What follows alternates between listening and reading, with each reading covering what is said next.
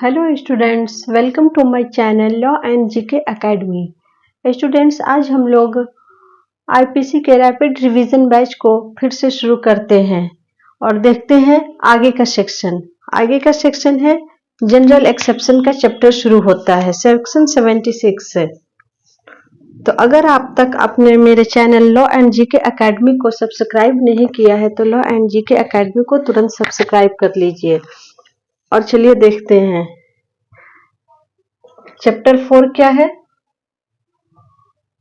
Fast करेंगे। Chapter 4 general exception.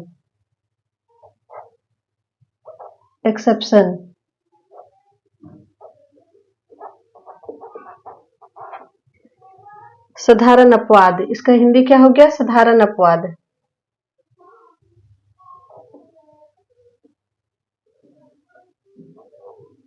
Section कहां से शुरू होता है?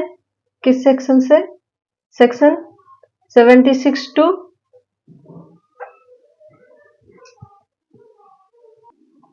106 से।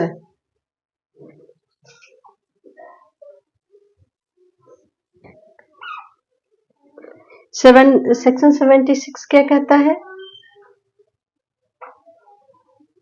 सेक्शन 76 किसकी बात करता है? Mistake of fact.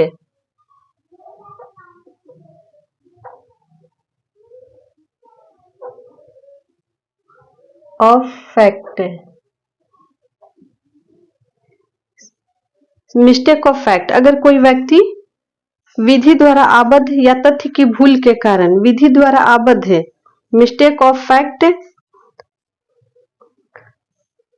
विधि द्वारा आबद्ध हो और तथ्य की भूल के कारण कोई कार्य करता है तो वह जनरल एक्सेप्शन में आएगा। जैसे कि एक एग्जांपल से इसको इलस्ट्रेशन दिया है, उसे समझते हैं। मिस्टेक ऑफ फैक्ट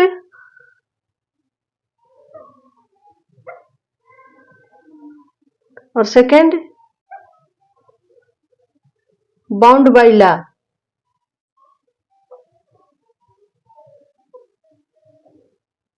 लॉ के द्वारा कोई कार्य करने के लिए बाउंड हो और भूल से किसी तथ्य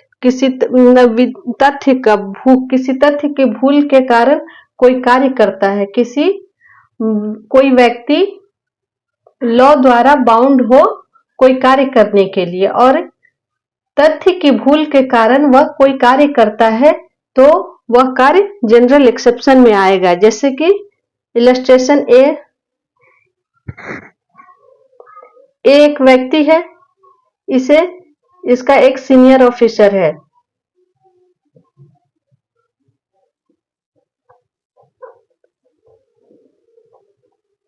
ऑर्डर देता है कि एक भीड़ है, यहां पर बहुत सारे लोगों की भीड़ है। ऐसे मान लीजिए इतने सारे लोगों की क्या है? भीड़ है। गोली चलाने का ऑर्डर देता है। क्या ऑर्डर देता है? सुपीरियर ऑफिसर कमांड देता है को गोली चलाने के लिए।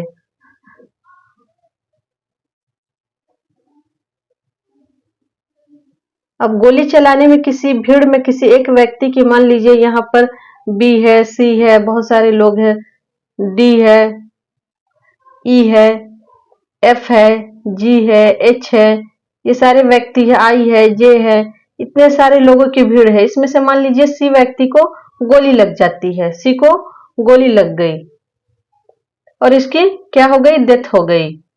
सी की डेथ हो गई तो क्या ये लाइबल होगा? ये लाइबल नहीं होगा, क्योंकि वो बाउंड बाय लॉ था और तथ्य की भूल के कारण उसे ऐसा हुआ है। विधि के समादेशों के अनुवर्तन में वरिष्ठ अधिकारी के आदेश से सैनिक पर भीड़ पर गोली चलाता है तो ए ने क्या किया? कोई अपराध किया क्या? ए ने कोई अपराध नहीं किया। इस तरह के इलस्ट्रेशन आपके एग्जाम में बहुत आएंगे, इसीलिए इलस्ट्रेशन के साथ फैक्ट को समझने की हमेशा कोशिश कीजिएगा कि कौन सा सेक्शन क्या कह रहा है और उसके इलस्ट्रेशन क्या है। इलस्ट्रेशन से क्वेश्चन बहुत बनेंगे।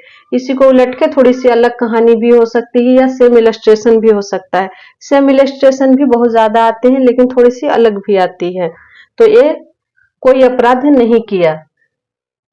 अब यही सेम सिचुएशन रहेगा, इसको सेम यही हो सकता है, एक ही जगह पे भी हो सकता है, कुछ भी हो सकता है। एग्जामिनर जैसे एग्जाम को पेपर को सेट करे। अब यहाँ पे मान लीजिए एक और एग्जाम्पल से समझते हैं। ए है, एम को गिरफ्तार करने के लिए उसे लॉ द्वारा बाउंड किया गया है। इसको एम को क्या करना है, अरेस्ट करना है। तो अरेस्ट ये ऑफिसर है, तो ये क्या है, बाउंड बाय लॉ है, लॉ द्वारा बाउंड है इसको अरेस्ट करने के लिए। अब ये यहां जाता है एम और यहां पर एफ भी है। अब ये कंफ्यूज हो जाता है कि इसको कि एम कौन है और एफ कौन है।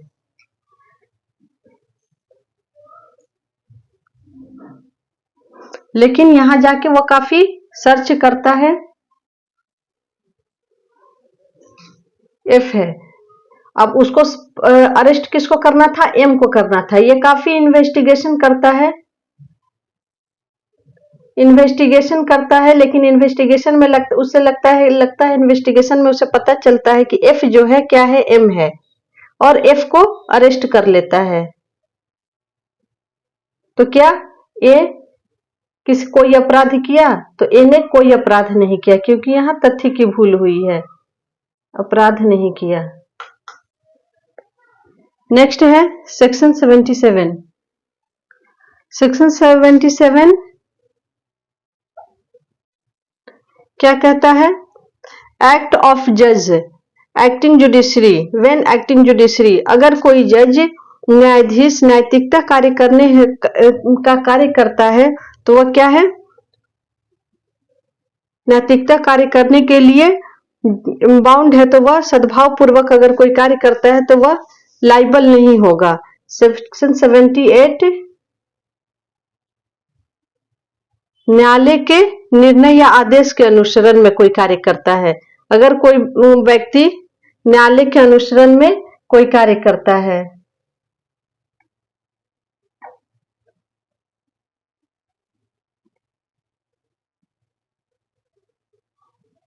तो अपराध नहीं होगा।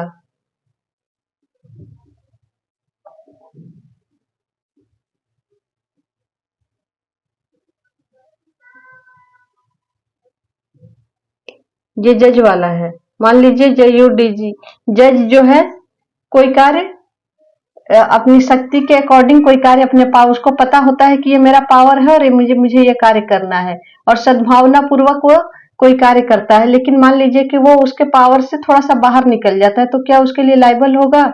सेक्शन 77 में वो लाइबल नहीं होगा। और न्यायालय के निर्देश में अगर कोई कार्य करता है तो वो व्यक्ति भी लाइबल नहीं होगा। सेक्शन 80 देखते हैं। सेक्शन 80 क्या है, विधिपूर्ण कार्य करने में दुर्घटना, accident in doing a lawful act. विधिपूर्ण कार्य करने में संरक्षण, विधिपूर्ण कार्य करने में दुर्घटना, कोई लॉफुल कार्य कर रहा है, विधिपूर्ण कार्य कर रहा है और उसमें कोई दुर्घटना हो जाती है तो वह लाइबल नहीं होगा। इसके लिए क्या है, इसके लिए इसका एलिमेंट क्या है, तो फर्स्ट है कि वह जो कार्य कर रहा है वो लॉफुल हो, एक्ट जो है वो लॉफुल हो और उचित विधिपूर्ण साधनों द्वारा किया गया हो।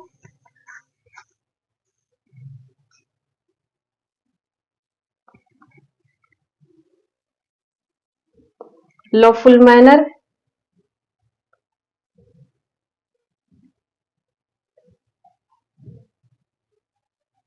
लॉफुल मैनर के साथ किया जाता है। तीसरा सतर्कता के साथ किया जाता है। Proper care and condition question लेकर के किया जाता है। केयर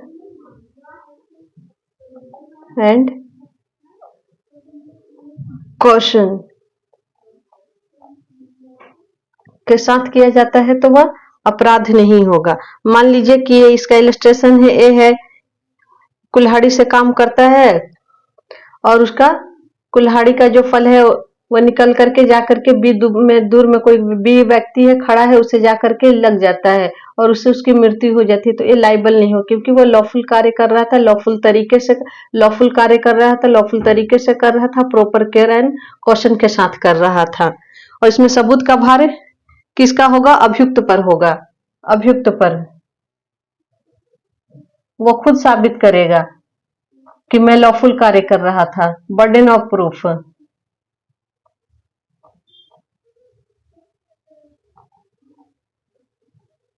बर्डन ऑफ प्रूफ किस पर होगा? इस पर होगा। और बाकी 76 में और इसमें किस पर रहेगा? 76 में अभियोजन पक्ष पर रहता है, प्रोसिक्यूशन पर रहता है।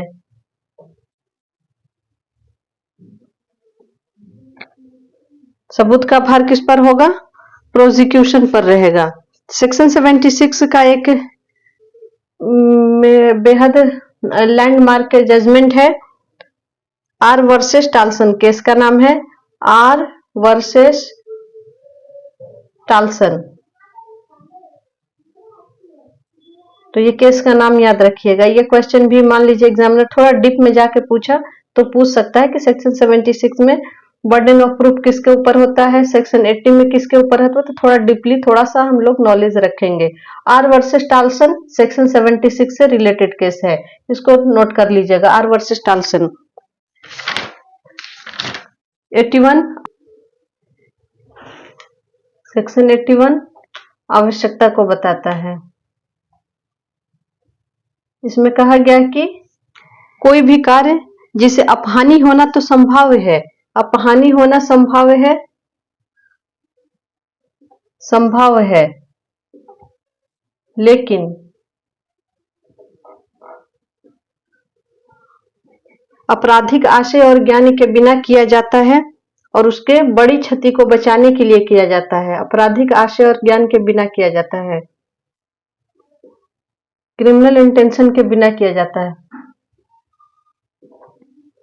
और आशय, ज्ञान और आशय दोनों है इसमें।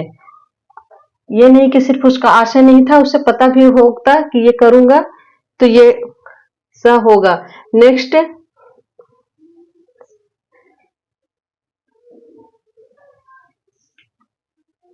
और बड़ी हानि को, बड़ी हानि, अन्य हानि को लिखा, अन्य अपहानि बड़ी हानि को बचाने के लिए, इससे बचाने के लिए, बड़ी हानि से बचाने के लिए किया गया हो।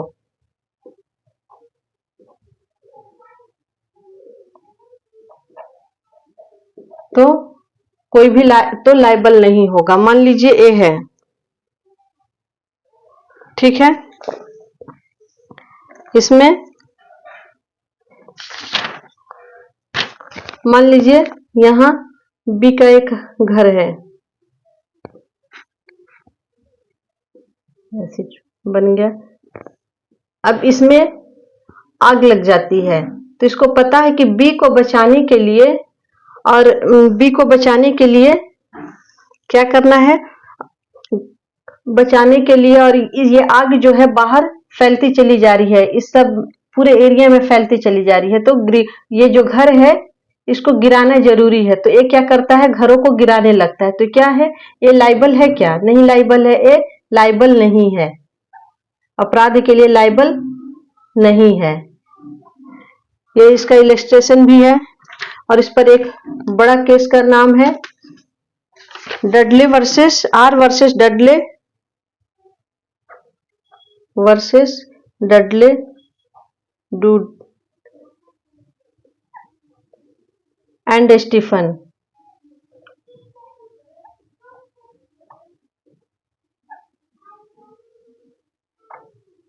स्टीफन, इस केस में कहा गया लॉर्ड कॉलरिज, इसके जज का नाम था लॉर्ड कॉलरिज। बिहार में जज का नाम पूछता है लॉर्ड कॉलरिज। लॉर्ड कॉलरिज ने क्या कहा था? लॉर्ड कॉलरिज ने कहा था कि बड़ी हानि को बचाने के लिए छोटी हानि क्षम्य है। बड़ी हानि को, अब ये बड़ी हानि को बचाने के लिए छोटी हानि, छोटे से घर को गिराना क्षम्य है, क्योंकि इससे पूरे एरिया में आग फैल जाएगी, बड़े बड़े मकानों को ये नुकसान हो जाएगा। तो इसके घर को अगर गिरा दिया जाता है तो क्या होगा? ये क्षम्य होगा। लेकिन इसमें किसी व्यक्ति को जान से लेने की अनुमति नहीं दी। ये केस तो आपको पता होगा, एक जहाज से 3 लोग जा रहे थे, मतलब बड़ी जहाज थी वो डूब गई, तो एक छोटे जहाज से 3 लोग जा रहे थे, उसमें एक छोटा बच्चा था। अब जहाज बीच समंदर में थी, छोटे से नाव पर सफर करके जब वो जा रहे थे अपनी जान बचा करके, तो काफी उन लोग को भूख लग गई। भूख लगने से कुछ आसपास के एरिया में कुछ खाने को नहीं था, तो 20वें दिन लास्ट डे 20 डे को वो क्या किए, बच्चे को मार करके खा गए। बच्चे को मार करके खा गए। जब वो वापस आते हैं तो उनके ऊपर केस चलता है, तो वो अपनी एक सेक्शन 81 में अपना बचाव लेते हैं। तो लॉर्ड कॉलरिज ने कहा कि इसमें किसी व्यक्ति को जान लेने की अनुमति नहीं दी जा सकती है। सेक्शन 82 7 वर्ष से कम आयु के 7 वर्ष से कम आयु के शिशु का कार्य को क्या कहा गया है? वो लाइबल नहीं होगा, कोई अपराध नहीं होगा जो 7 वर्ष से कम आयु के बच्चे द्वारा की जाती है। सेक्शन 82 7 इयर्स से बिलो की बात की गई है।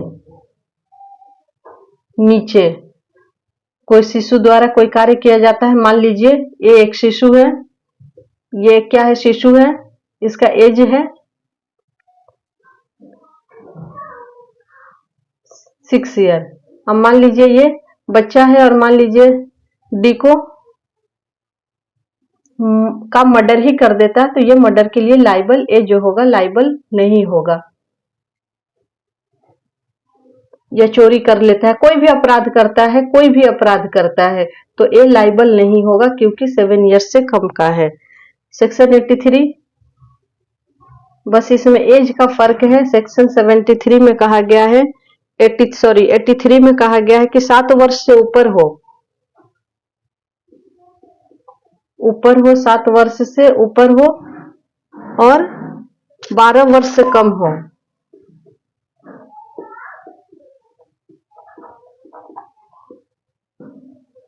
12 वर्ष से कम आयु परिपक्व की समझ से शिशु का कार्य में तो वह लाइबल नहीं होगा। लेकिन यहाँ पर ये जो 12 वर्ष दिया गया है, यहाँ पर बच्चे के माइंड की परिपक्वता को, इमेच्योरिटी को देखा जाएगा कि बच्चा कितना इमेच्योर है।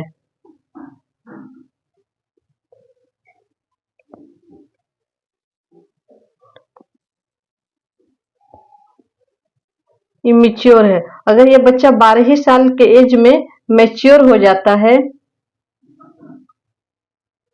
तो ये लाइबल होगा। बस बच्चे की मैच्योरिटी और इमेच्योरिटी का देखा जाएगा। सेक्शन 84 विकृत व्यक्ति द्वारा किया गया कार्य, अनसाउंड माइंड द्वारा किया गया कार्य।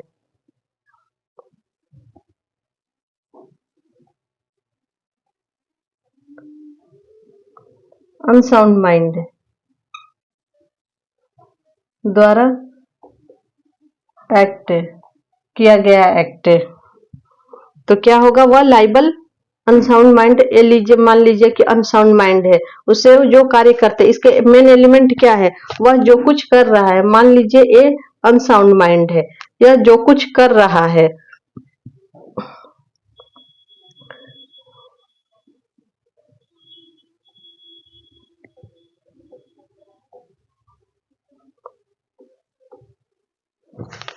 वह दोषपूर्ण और विधि के प्रतिकूल। इसको पता नहीं कि वह जो कुछ कर रहा है वह दोषपूर्ण हो और विधि के प्रतिकूल है,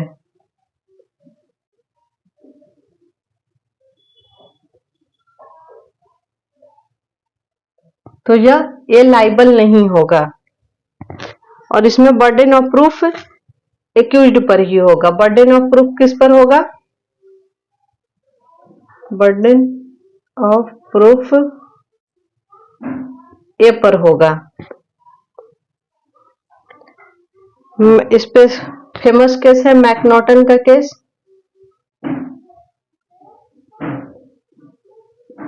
सेक्शन 85 देखते हैं। सेक्शन 85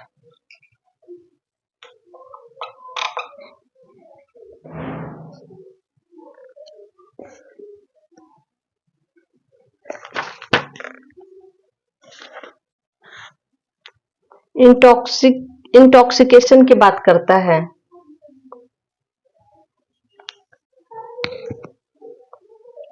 मतता,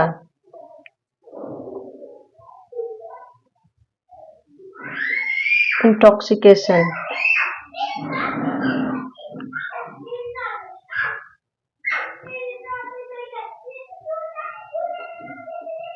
किसकी बात करता है? मतता की बात करता है। अगर कोई व्यक्ति अपनी इच्छा के विरुद्ध, इसके लागू होने के लिए कब होगा कि इच्छा के विरुद्ध हो। फर्स्ट, इच्छा के विरुद्ध हो।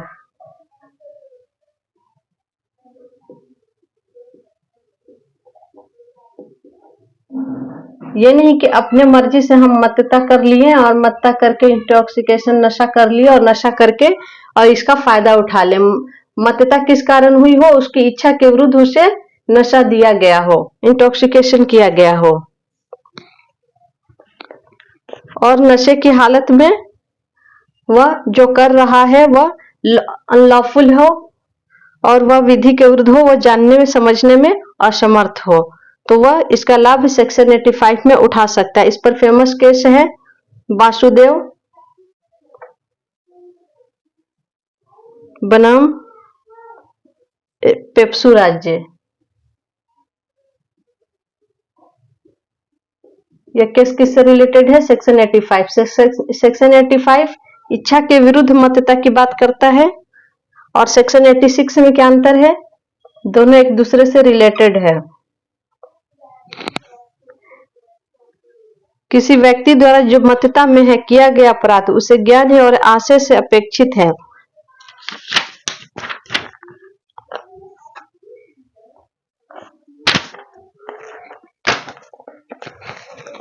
इसमें भी इच्छा के विरुद्ध मतता न की गई हो। मान लीजिए कि ये एक व्यक्ति है और ये जाके बी का मर्डर कर देता है।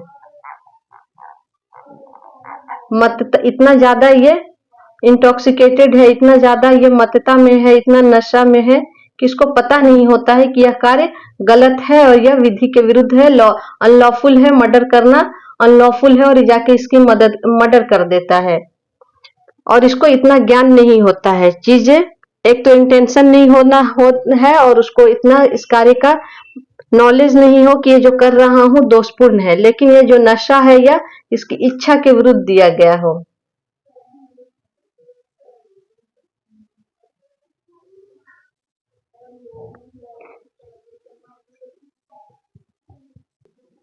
दोनों सेक्शन में अगर अंतर की बात करें तो इसमें एक्ट ऑफ नेचर है। एक्ट ऑफ नेचर,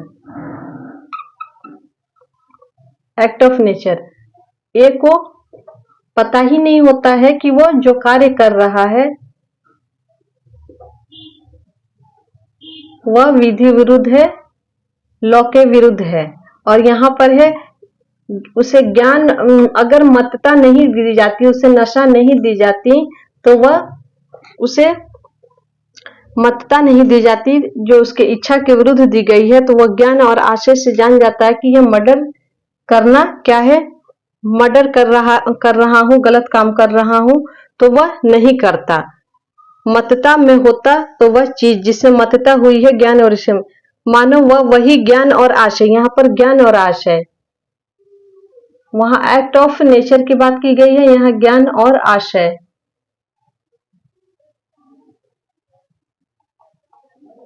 अगर नशा नहीं दी जाती तो इसको ज्ञान होता और इसका आशय नहीं होना, ना ज्ञान होना चाहिए ना आशय होना चाहिए। यहाँ act of nature, act of nature जो है उसे पता नहीं होना चाहिए कि ये गलत है।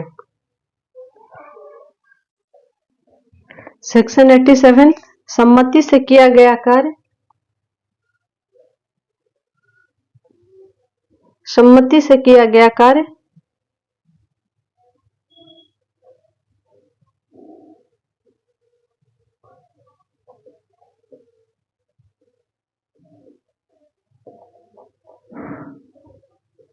जिसे मृत्यु या घोर उपहति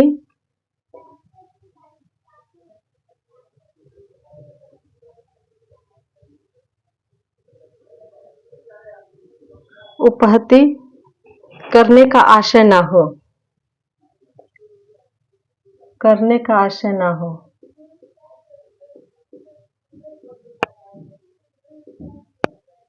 और ना ही उसका ज्ञान हो। सेक्शन 87 के लिए इतने सारे एलिमेंट का होना जरूरी है। सेक्शन 88 में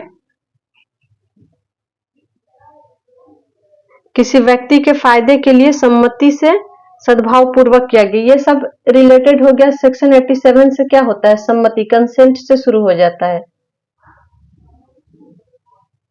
कंसेंट, इसमें भी कंसेंट है, यह सम्मति दी गई है। सेक्शन 87 अपनी मर्जी से कंसेंट दिया गया है। अगर कोई सम्मति से कार्य किया गया है और कोई मृत्यु और उपहति का ज्ञान होता है, लेकिन अगर कोई अपहानि होती है तो दूसरा पार्टी लाइबल नहीं होगा। जैसे कि मान लीजिए बी है, वो ए है, दोनों मिलकर पट्टेबाजी का खेल खेलते हैं और दोनों सम्मति देते हैं, तो जाहिर सी बात है पट्टेबाजी के खेल में या तो बी जीतेगा तो ए हारेगा, तो अब हानि होगी ए की, या फिर ए जीतेगा तो सेकंड पार्टी बी हारेगा, तो बी की अब हानि होगी। तो ये नहीं कि अगर ये हार गया तो ये बी लाइबल हो जाएगा, या बी हार गया, नहीं ए हार गया तो बी लाइबल हो जाएगा, या बी जीत गया तो ए हार गया तो ए लाइबल होगा। यहाँ कोई लाइबल किसी के लिए नहीं होगा, क्योंकि दोनों अपनी मर्जी से ये कार्य कर रहे हैं। और लेकिन कंडीशन ये चीजें हैं कि सम्मति से किया गया हो, मृत्यु और घोर उपहति का करने का आशय ना हो और ना ही उसका ज्ञान हो। ये नहीं कि हम खेल करें और मेरा मान लीजिए कि ए का बी का इंटेंशन रहता है कि हमको इसको अपहानिकारी करना है, इसको इंज्यूरी कारित करना है, इंज्योर करना है, इसको इंटेंशन के साथ करता है तो बी लाइबल हो जाएगा। या फिर ए को इंटेंशन है कि बी को हमको इंज्योर करना है तो ए लाइबल होगा। लेकिन यहाँ इंटेंशन नहीं होना चाहिए और ना ही ज्ञान होना चाहिए, नॉलेज और प्लस इंटेंशन दोनों नहीं होना चाहिए। और सेक्शन 88 कहा गया है, हमने कहा गया है कि फायदे के लिए, किसी एक दूसरे व्यक्ति के फायदे के लिए सद्भाव पूर्वक कार्य किया जाता है जिसे मृत्यु करने का आशय ना हो। फायदे के लिए, दूसरे के फायदे के लिए, फायदे के लिए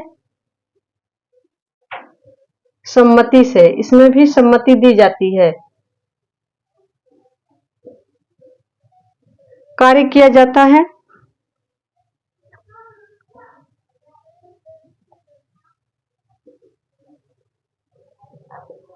तो कोई लाइबल नहीं होगा। जैसे कि ए है, ए क्या है, डॉक्टर है,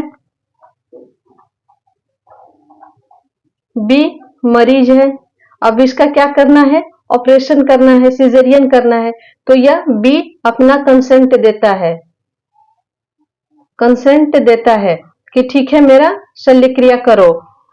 लेकिन अगर ऑपरेशन करने में बी की मृत्यु हो जाती है तो ए लाइबल नहीं होगा। लेकिन ए का इंटेंशन और नॉलेज नहीं होना चाहिए इसको के लिए, और इसके फायदे के लिए यह कार्य किया गया, इसके फायदे के लिए यह कार्य किया जा रहा, बस दोनों में यह अंतर है। सेक्शन 89, सेक्शन 89 शिशु की बात करता है। सेक्शन 89 में शिशु की बात की गई है कि उसकी तरफ से कंसेंट 12 वर्ष से कम आयु या विकृचित व्यक्ति के फायदे के लिए। यहाँ पे दो कंडीशन है, दो लोग हैं, एक 12 वर्ष से कम आयु है,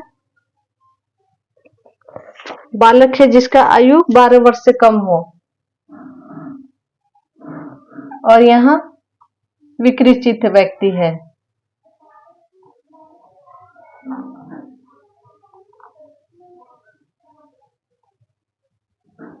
और इसकी वायु जो है 12 इयर्स बिलो हो, और इसके संरक्षक के द्वारा जब सम्मति दी जाती है, संरक्षक के द्वारा सम्मति दी जाती है तो वह दूसरा कोई लायबल नहीं होगा। सेक्शन 90 में सम्मति की बात की गई है। सेक्शन 90 सम्मति कंसेंट किसे कहा जाएगा यह बताता है। कंसेंट किसे कहा जाएगा? जब वह भय या भ्रम के अधीन नहीं दी गई हो। फियर और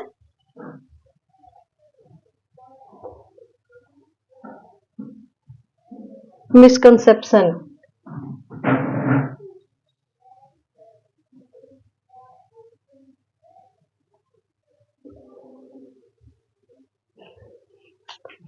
भय और भ्रम के अधीन नहीं दी गई है तो सम्मति मानी जाएगी। सम्मति के बिना किसी व्यक्ति के लिए 92 में कहा गया है, ये सेक्शन भी इंपॉर्टेंट है। 92 यहाँ क्या गया है? बिना सम्मति के, बिना सम्मति के, बिना कंसेंट के कोई कार्य किया जाता है, जिससे कि ये है घोड़े से गिर जाता है और क्या हो जाता है? घोड़े से गिर करके बेहोश हो जाता है, उसके सर पे चोट लग जाती है। अब भी डॉक्टर है, उसको पता है कि यहाँ पे कंसेंट नहीं दे सकता है, और उसको पता है कि अगर इसके तुरंत ऑपरेशन ना किया गया तो यह मर भी जा सकता है। तो बिना इसकी सम्मति के अगर ये इसके सद्भाव पूर्वक इसके लिए कार्य करता है, बिना सम्मति से सद्भाव पूर्वक गुड फेथ में यह कार्य करता है, तो यह भी लाइबल नहीं होगा, लेकिन उसका इंटेंशन नहीं होना चाहिए। सेक्शन 93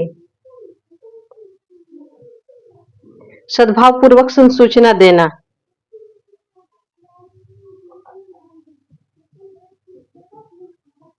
सद्भाव पूर्वक संसूचना।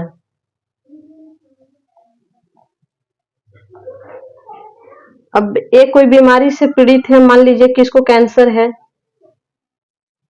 अब इसका डॉक्टर बी है, इसको पता है कि इसको बताएंगे, बताना तो इसको पड़ेगा ही। अगर ये गुड फेथ में ये बताता है तो, और बात सुनने के बाद बी की अगर मृत्यु हो जाती है तो बी लाइबल नहीं होगा। मैं आप लोग को रैपिड रिवीजन है, लेकिन फिर भी थोड़ा डीप में जा करके पढ़ा रही हूँ ताकि आप लोग का कंसेप्ट, सेक्शन, इलस्ट्रेशन और प्लस केसेस माइंड में हमेशा बना रहे, ताकि एग्जाम में कोई कंफ्यूजन ना हो। अगर मेरा क्लास आप लोग को अच्छा लग रहा है तो जल्दी से जल्दी एक लाइक कर दीजिए, और अगर मेरे चैनल पर नए हैं तो तुरंत सब्सक्राइब कर लीजिए। चलिए आगे देखने हैं सेक्शन 94। सेक्शन 94 में कहा गया कि कोई व्यक्ति धमकी के द्वारा कोई कार्य करने के लिए विवश किया जाता है। धमकी से,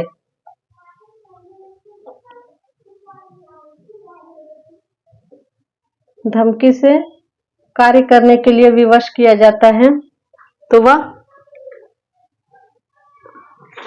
उस कार्य को करने के लिए लाइबल नहीं होगा। मान लीजिए कि एक व्यक्ति है, इसको डाकू पकड़ लेते हैं और पकड़ के कहते हैं कि चलो बी गांव में, और यहाँ पे जा करके बी के घर पे चलो और उसका दरवाजा खुलवाओ, तो यह क्या होगा? ये लाइबल नहीं होगा, क्योंकि धमकी से उसके द्वारा यह कार्य कराया गया है। सेक्शन 95 बहुत इजी है।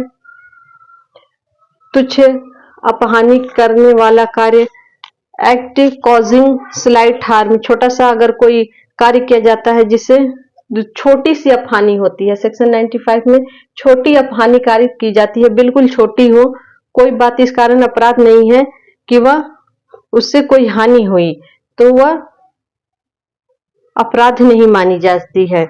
अब सेक्शन 96 से शुरू हो गया। सेक्शन 96 में क्या बताया गया है? प्राइवेट प्रतिरक्षा की बात की गई है। प्राइवेट प्रतिरक्षा,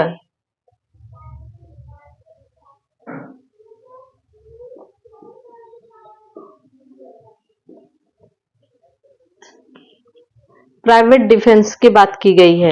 इसमें कहा गया है कि कोई बात अपराध नहीं है जो प्राइवेट प्रतिरक्षा के प्रयोग में की जाती है। अब इसी से रिलेटेड सेक्शन हो गया 97। थोड़ा सा कंफ्यूजन रहता है, इसीलिए दोनों को देखो। अब इसमें बताया गया है शरीर और संपत्ति की प्राइवेट प्रतिरक्षा का अधिकार। कहाँ कहा गया है कि कोई बात अपराध नहीं है जो प्राइवेट डिफेंस में कोई कार्य कब अपराध नहीं होगा, तो ये। और राइट कहाँ दिया गया है शरीर और संपत्ति की प्राइवेट प्रतिरक्षा का, तो 97 में राइट दिया गया है।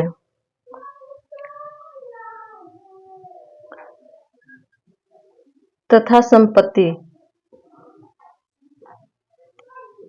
की प्राइवेट प्रतिरक्षा का अधिकार।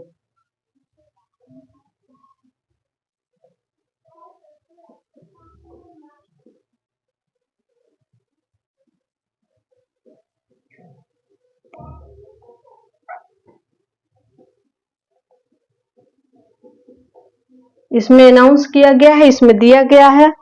97 में कहा गया है कि अगर मान लीजिए 98 भी इंपॉर्टेंट है, अगर कोई व्यक्ति प्राइवेट ऐसे व्यक्ति के द्वारा प्राइवेट प्रतिरक्षा का अधिकार किन व्यक्तियों के विरुद्ध प्राप्त है, तो अगर मान लीजिए कोई पागल व्यक्ति है और वो आपको मारने आता है, तो वहां भी आपको प्राइवेट प्रतिरक्षा का अधिकार मिलेगा 98 में। 99 में वह कार्य जिसके विरुद्ध प्राइवेट प्रतिरक्षा का अधिकार नहीं मिलेगा। यहाँ पर है पागल या विकृत चित्त के कारण, पागलपन, विमत्तता या भ्रम के कारण। ये 99 में कहा गया है कि कार्य जिनके विरुद्ध प्राइवेट प्रतिरक्षा का अधिकार नहीं होगा। इसमें प्राइवेट कहा गया है 96 में प्राइवेट प्रतिरक्षा का अधिकार को अनाउंस करता है। इसमें शरीर और प्राइवेट प्रतिरक्षा किस चीज की प्राइवेट प्रतिरक्षा, तो ये बताया है शरीर और संपत्ति का। ये नहीं कि हर एक चीज की प्राइवेट प्रतिरक्षा के लिए। अगर आपका फोन में मान लीजिए संपत्ति है तो ठीक है, संपत्ति में आ गई। अब मान लीजिए कोई छोटी सी ऐसी बात होती है, उसके लिए प्राइवेट प्रतिरक्षा आपको नहीं मिला है, शरीर से रिलेटेड है और संपत्ति। अब संपत्ति में का भी डिवाइडेशन आगे चल के सेक्शन में दिया गया है कि किस तरह से कब आपको शरीर और संपत्ति की प्रतिरक्षा प्राइवेट प्रतिरक्षा प्राइवेट डिफेंस मिला हुआ है। इसमें सेक्शन 98 में दिया गया है कि कब प्राइवेट प्रतिरक्षा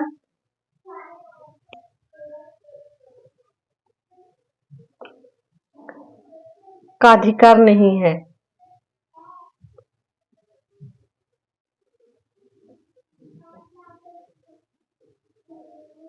कंडीशन क्या क्या है, कंडीशन देख लेते हैं। कार्य जिससे मृत्यु या घोर उपहति होने की संभावना ना हो, मतलब कि डेथ और ग्रेवियस हार्ट की आशंका ना हो। इधर लिखती हूं,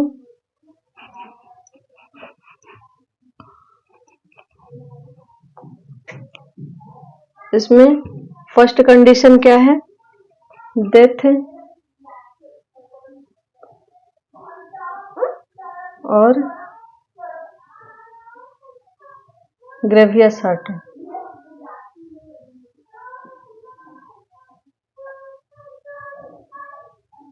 हार्ट का संभावना ना हो और लोक सेवक द्वारा कार्य किया जा रहा है। अगर कोई लोक सेवक द्वारा कोई कार्य किया जा रहा है, मान लीजिए कोई पुलिस आपको आके पकड़ती है, आप चोर हैं, चोरी किए हैं, मान लीजिए कोई चोरी किया है, मान लीजिए ये चोरी किया है। अब लोक सेवक है, उसका राय ये है, पब्लिक उसका ड्यूटी है कि वह आके अरेस्ट करे। अब ये अरेस्ट करे तो ये नहीं कह सकता है कि हम मेरे प्राइवेट प्रतिरक्षा में हमने इसको मार दिया, तो ये 99 कहता है। अब 100 में हो गया, शरीर बताया गया है कि कब मृत्यु कारित करने तक का होगा। सेक्शन 100 प्राइवेट प्रतिरक्षा का अधिकार मृत्यु कारित करने तक का कब होगा?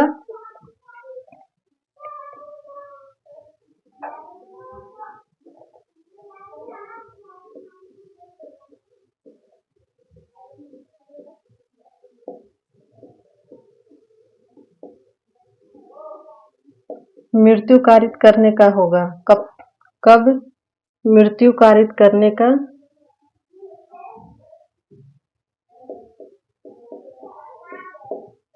कंडीशन बताई गई है 7 कंडीशन है। कितना कंडीशन है?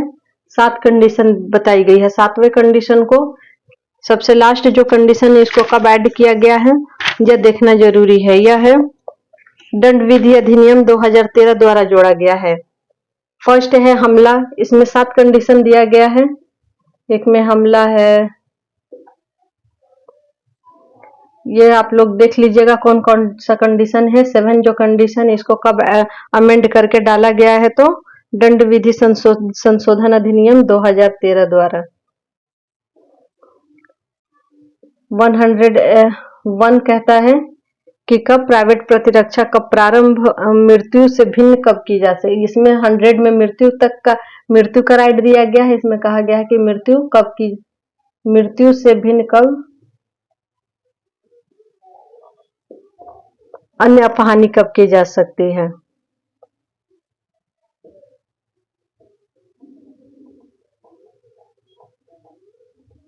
सेक्शन 102 में कहा गया है कि कब प्रारंभ और प्राइवेट प्रतिरक्षा कब प्रारंभ होता है और कब समाप्त हो जाता है और समाप्त। 103 संपत्ति की बात की गई है। संपत्ति की प्राइवेट प्रतिरक्षा में कब मृत्यु कारित की जाती है, की जा सकती है।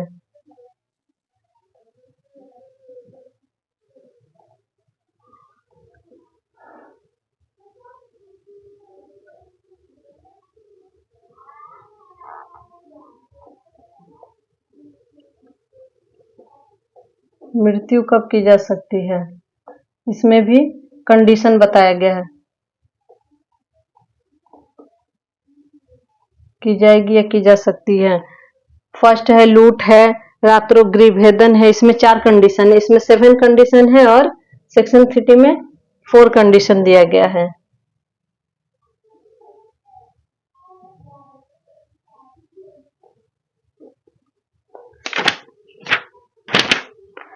वन 104 में फिर वही दिया गया है कि उससे भिन्न कब अपहानि की जाएगी।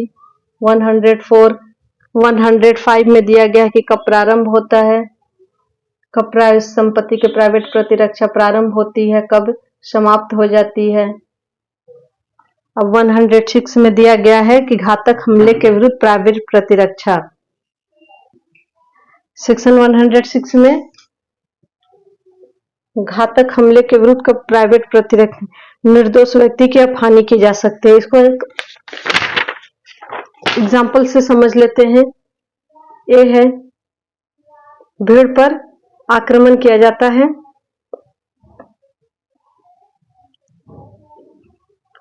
ए पर भीड़ द्वारा आक्रमण किया जाता है।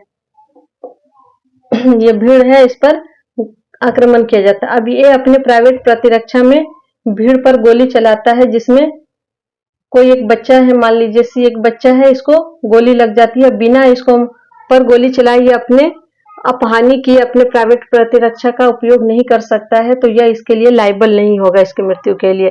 सेक्शन चैप्टर 5 में दिया गया है। चैप्टर 5 में दुष्प्रेरण के बारे में दिया गया, अबेटमेंट। इसमें जो मेन धाराएं हैं उसे देखेंगे। सेक्शन 107 किस बात को दुष्प्रेरण कहा गया है, तो फर्स्ट है उकसाने को, सेकंड है षड्यंत्र में शामिल होना, थर्ड है किसी कार्य या अवैध लोक द्वारा शास्य सहायता करना, शास्य सहायता।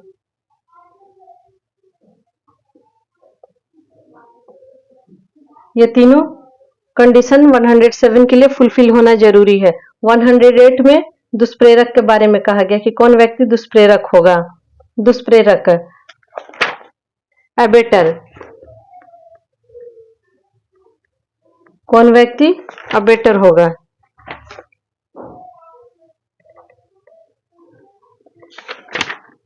108 में दिया गया है भारत के बाहर किए गए, भारत के बाहर अपराधों का दुष्प्रेरण। भारत के बाहर, अगर भारत के बाहर कोई अपराध का दुष्प्रेरण किया जाता है तो वह इंडिया में दुष्प्रेरण के अपराध के लिए लायबल होगा। यह 108 बताता है। 109 में दंड के बारे में दिया गया है। ये 109, 110, 11 इसको आप लोग आराम से देख लीजिएगा।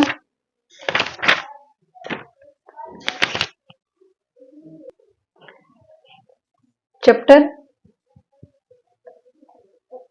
5A आपराधिक षड्यंत्र, क्रिमिनल कॉन्स्पिरेंसी, आपराधिक षड्यंत्र।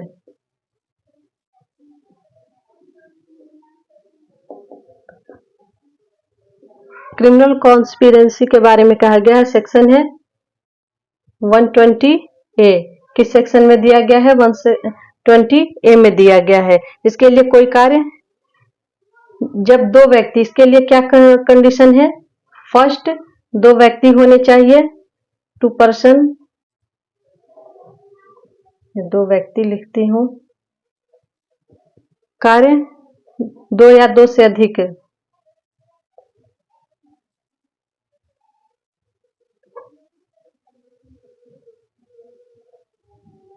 अधिक व्यक्ति होने चाहिए और कार्य अवैध कार्य होना चाहिए। कार्य जो है अवैध होना चाहिए और ऐसा कार्य जो अवैध तो नहीं, अवैध नहीं है लेकिन अवैध साधनों द्वारा किया जाता है।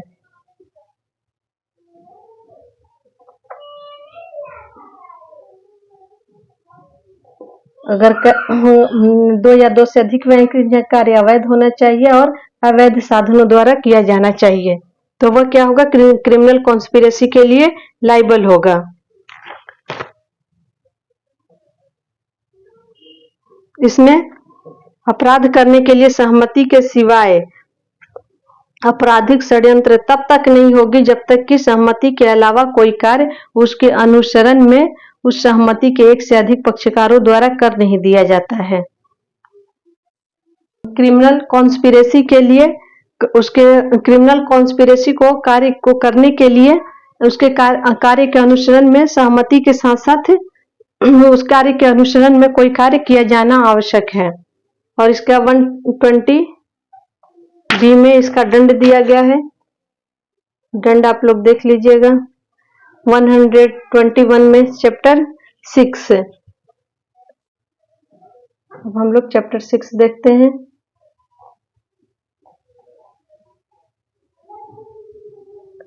भारत राज्य के विरुद्ध अपराध, भारत सरकार के विरुद्ध युद्ध करना और युद्ध करने का प्रयत्न करना।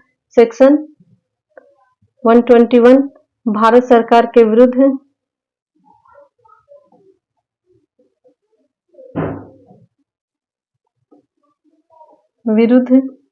युद्ध करना या प्रयत्न, युद्ध करना भी है और प्रयत्न को भी शामिल किया गया है। और दुष्प्रेरण, तीनों इसको एक साथ शामिल किया गया है इस धारा में।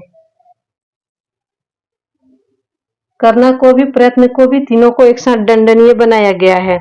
कौन सा? मृत्यु, आजीवन कारावास से दंडनीय होगा और जुर्माने से भी दंडनीय होगा। सेक्शन 121 में राजद्रोह बताया गया है। 24A राजद्रोह।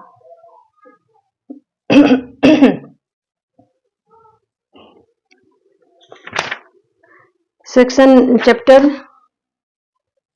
7 में एक सेक्शन इंपॉर्टेंट है 140। इसमें है बताया गया कि सैनिक, नौसैनिक, वायु सैनिक द्वारा उपयोग में लाई जाने वाली पोशाक को पहनना या उसके टोकन को धारण करना। तो इसमें जुर्माना बताया गया कि क्या हो सकता है, 3 मास का, दोनों में से किसी भांति की कार्रवाई की जाएगी, 3 मंथ,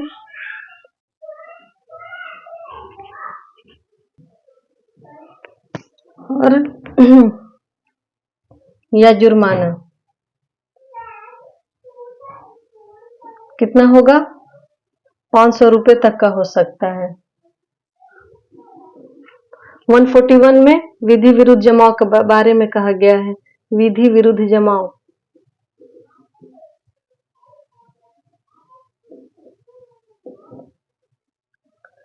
विधि विरुद्ध जमाव किसमें है, 141 में है। विधि विरुद्ध जमाव का सदस्य होना 142 में, सदस्य 142 में दिया गया है। 143 में दंड दिया गया है। यहां से सारे के सेक्शन रिलेटेड हैं। 143 दंड दिया गया है। दंड कितना है, दंड याद रखना है 6 मास।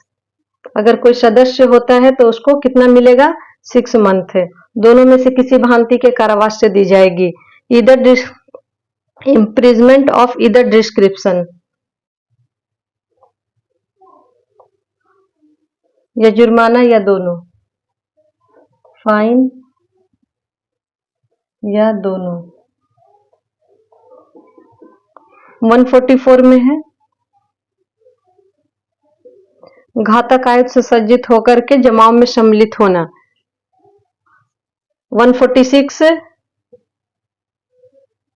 बलवा, बलवा करने, 146 में बलवा कहा गया है। बलवा क्या है, विधि विरुद्ध जमाव द्वारा जब कोई हिंसा की जाती है तो वह बलवा का रूप ले लेती है।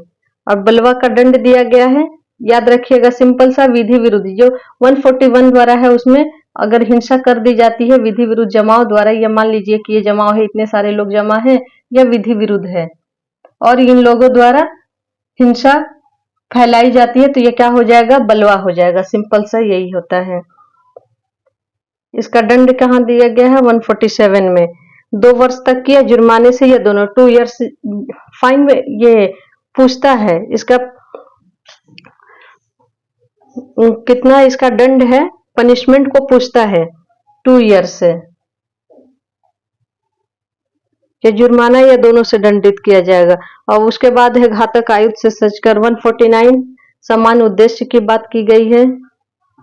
समान उद्देश्य,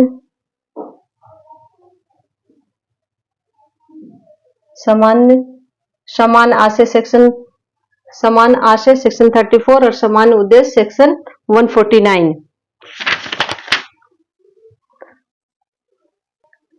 159 दंगा,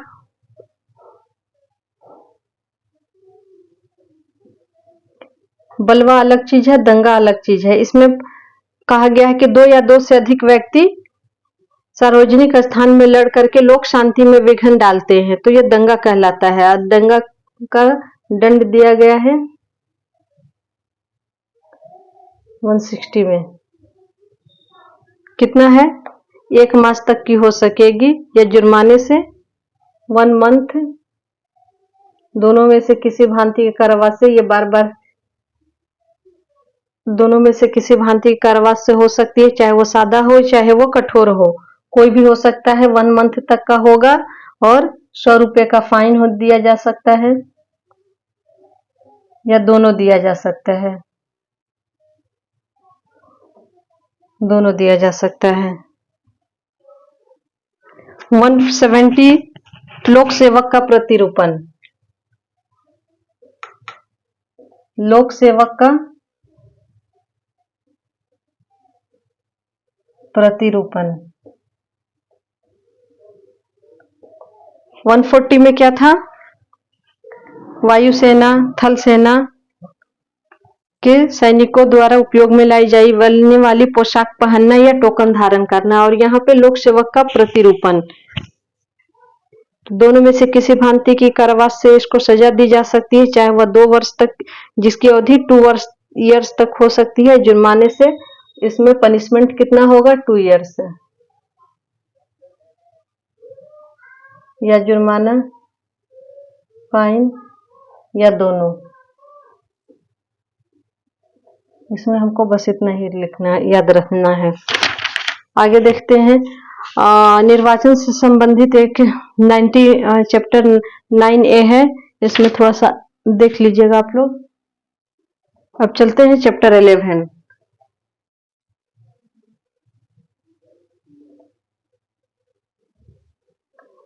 मिथ्या साक्ष्य देना, सेक्शन 191। मिथ्या साक्ष्य देना। मिथ्या साक्ष्य देना किस सेक्शन में है, 191 में। Giving a false evidence, false evidence इसमें है। अब मिथ्या साक्ष्य गढ़ना किस में है, 192। मिथ्या साक्ष्य गढ़ना।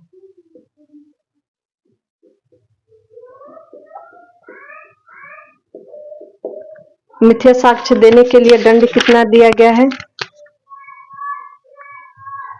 193 में दंड गढ़ने को नहीं दिया गया है, बल्कि मिथ्या साक्ष्य देने के लिए दिया गया है।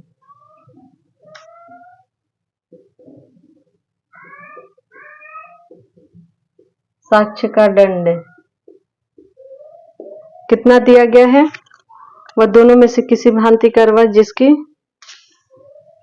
7 वर्ष तक की हो सकेगी। यहाँ 2 टाइप्स दिया गया है। अगर जुडिशियल प्रोसीडिंग के दौरान दी जाती है, न्यायिक कार्रवाई के दौरान दी जाती है, फर्स्ट स्टेज है जुडिशियल प्रोसीडिंग।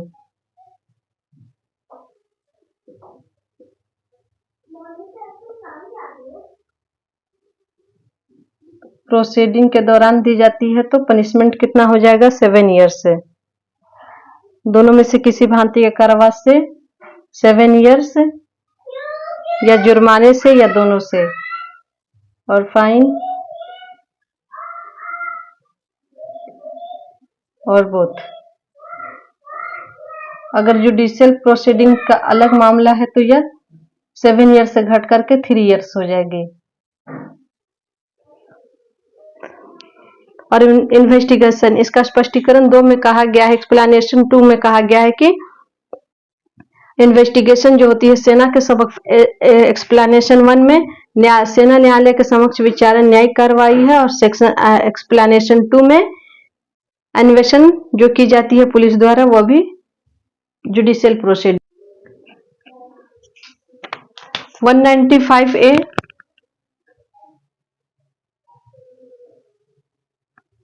सेक्शन 195 है, मिथ्या साक्ष्य देने के लिए धमकाना।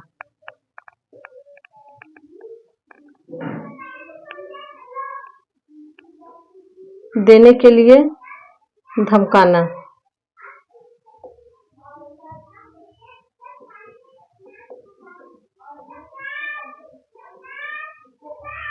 इसका पनिशमेंट कितना है, 7 ईयर्स से है। अगर उसकी मृत्यु उसके धमकाने से अगर वह गवाही दे देता है और उसकी मृत्यु हो जाती है तो वह उसी रीति से और उसी सीमा तक दंडादेश किया जाएगा जैसा निर्दोष व्यक्ति को दिया गया था। सेक्शन 201 भी इंपॉर्टेंट है। 201 में कहा गया है कि साक्ष्य का विलोप किया जाता है, साक्ष्य को छुपाया जाता है, कोई अपराध के साक्ष्य को छुपाया जाता है और साथ में अपराधी को बचाने के लिए भी मिथ्या सूचना दी जाती है तो वह दोषी होगा। अगर अपराध जो है, इसमें 2 कंडीशन दिया गया है। अपराध मृत्यु से दंडनीय है तो कितना पनिशमेंट हो जाएगा, 7 ईयर्स। दोनों में से किसी भांति के कारावास से दिया जाएगा, चाहे वो कठोर होगा या रिग्रेस होगा, चाहे वो कठोर होगा या सादा होगा, 7 ईयर्स होगा। विथ फाइन होगा, 7 ईयर्स होगा और विथ फाइन, और नहीं है विथ फाइन, दोनों देना होगा। और अपराध आजीवन कारावास से दंडनीय है अपराध।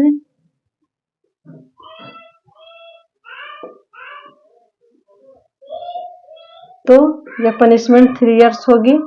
With fine.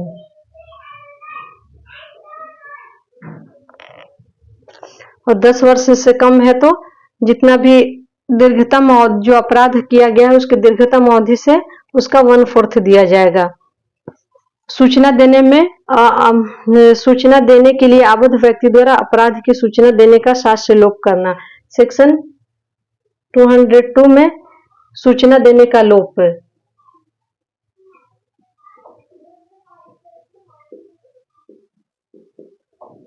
किया जाता है तो वह दोनों में से किसी भांति कारावास से जिसकी अवधि पनिशमेंट क्या है 6 मंथ है,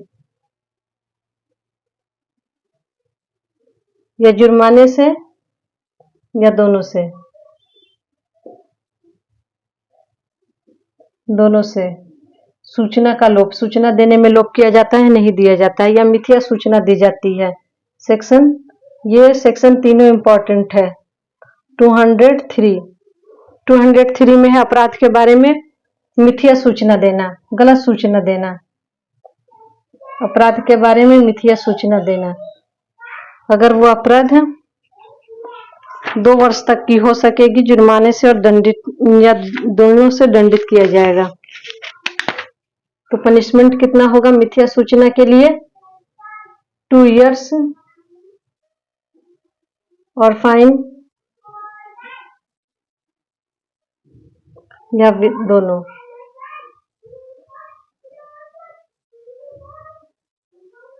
बोथ।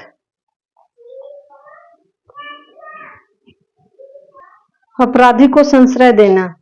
सेक्शन 212 में अपराधी को संश्रय देना।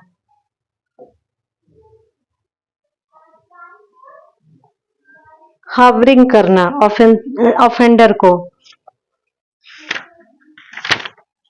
यदि अपराधी का मृत्यु दंड से दंडनीय है तो 5 इयर्स हो जाएगी। अगर वह मर्डर का दोषी है तो अपराधी जो है मर्डरर है तो 5 इयर्स। आजीवन कारावास का है, एलए का है, अपराधी है तो 5 इयर्स होगी और जुर्माना साथ में विथ फाइन भी है। उसको अच्छे से देखिएगा कहाँ फाइन और है और कहाँ फाइन विथ फाइन है। इसमें 3 इयर्स तक की दी जाएगी और जुर्माना भी दिया जाएगा। 3 इयर्स विथ फाइन।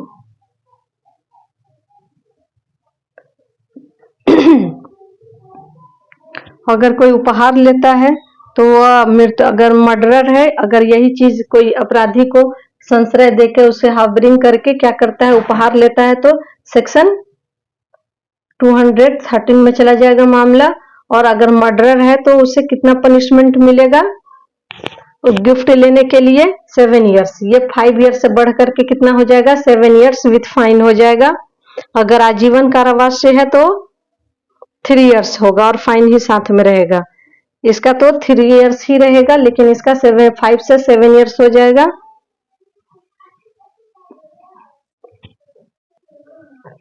टू 216 भी इम्पोर्टेंट है।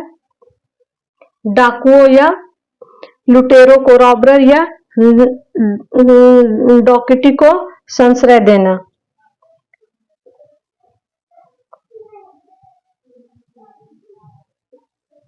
या डकैत।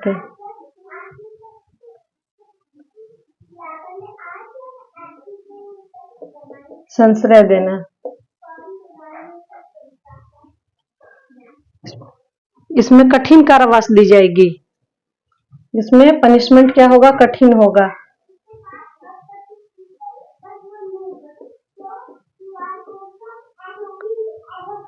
और कितना होगा? 7 इयर्स होगा। कठिन कारावास 7 इयर्स से विथ फाइन भी होगा।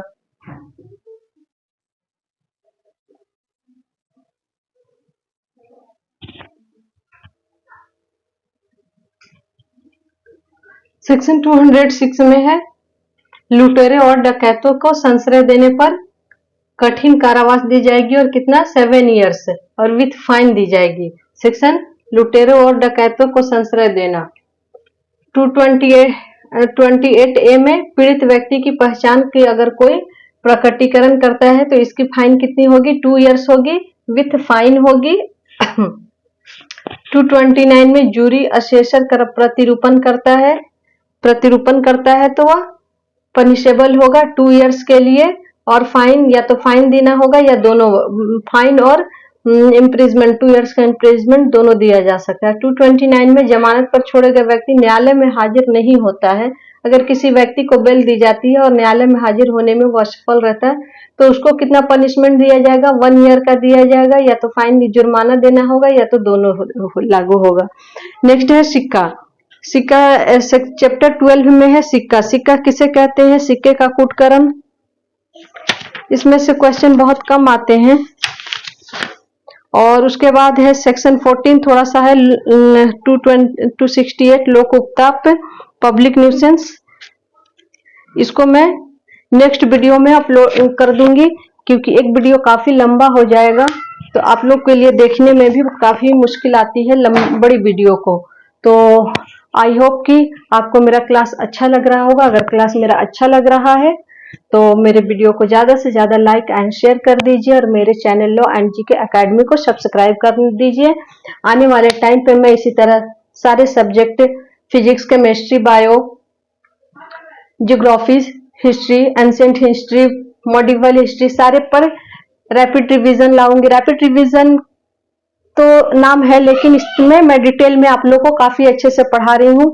तो अगर आप लोग को अच्छा लग रहा तो मेरे वीडियो को ज्यादा से ज्यादा लाइक कीजिए और इसका नेक्स्ट पार्ट में नेक्स्ट वीडियो तुरंत अपलोड, इसका थर्ड पार्ट तुरंत अपलोड करूंगी क्योंकि ये वीडियो काफी लंबी हो जा रही है। आपको पता है कि आईपीसी में 511 धाराएं हैं और मैं फास्ट चलती, सिर्फ बोल बोल के चलती तो एक वीडियो में कवर कर देती। मैं लगभग 20 से 25 मिनट में या लगभग 45 मिनट में मैं इसे कंप्लीट कर देती, लेकिन मैं थोड़ा सा डिटेल में सेक्शन वाइज सारे सेक्शन, इंपॉर्टेंट सेक्शनों को लेकर चल रही हूँ ताकि आपका कहीं भी एग्जाम से कोई भी छोटा से छोटा पॉइंट अगर एग्जामिनर पूछता है तो आपका एग्जाम आप मिस्टेक करके वहां ना आए। तो इसीलिए थोड़ा सा वीडियो बड़ी बन गई है, 2-3 पार्ट में बन गई है। तो अगर आप नेक्स्ट वीडियो जल्दी ही अपलोड करूंगी। ये वीडियो को आप लोग से रिक्वेस्ट है कि ज्यादा से ज्यादा लाइक एंड शेयर कीजिए और चैनल को प्लीज प्लीज प्लीज सब्सक्राइब कर लीजिए और वीडियो को कंप्लीट देखिएगा। खुश रहिए, मुस्कुराते रहिए। मिलते हैं नेक्स्ट वीडियो में। जय हिंद।